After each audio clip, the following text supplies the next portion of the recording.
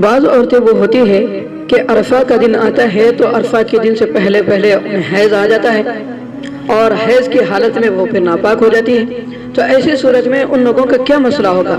بہت ساری مستورات یہ سوال کرتی ہے، فون کر کے پوچھتی ہے کہ ہم جب اس طرح میدان عرفہ میں پہنچیں گے تو اس سے پہلے اگر ہم کو حیض آ جائے تو ہم کیا کریں؟ تو اس سلسلے میں وقوف عرفہ کے لیے سب سے پہلی بات تو یہ ہے کہ غسل کرنا سنت ہے۔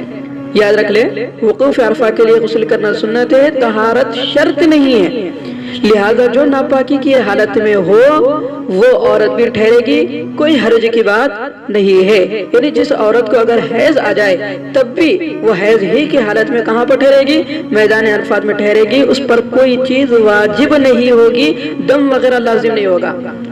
وقوف الحائض والجنوب ومن لم يصلي الصلاتين يجزيه ولا يلزمه شيء، وہاں پر میدان عرفات میں حائضہ عورت، جنوبی عورت اور جنہوں نے دونوں نمازیں نہیں پڑھی ہو ان سب کا ٹھہرنا درست ہے، ان پر کچھ بھی لازم نہیں ہے۔ لہذا جو عورت کو حیض آ جائے تو وہ عورت وہاں پر ٹھہر سکتی ہے، کوئی حرج کی بات نہیں ہے۔ اللہ تعالیٰ سے دعا ہے کہ اللہ تعالیٰ ہم تمام ماں اور بہنوں کو، ہماری تمام ماں اور بہنوں کو ان باتوں پر عمل کرنے کی توفیق نصیب فرمائے اور وقوف عرفات میں بھی زیادہ سے زیادہ فائدہ اٹھانے کی توفیق نصیب فرمائے۔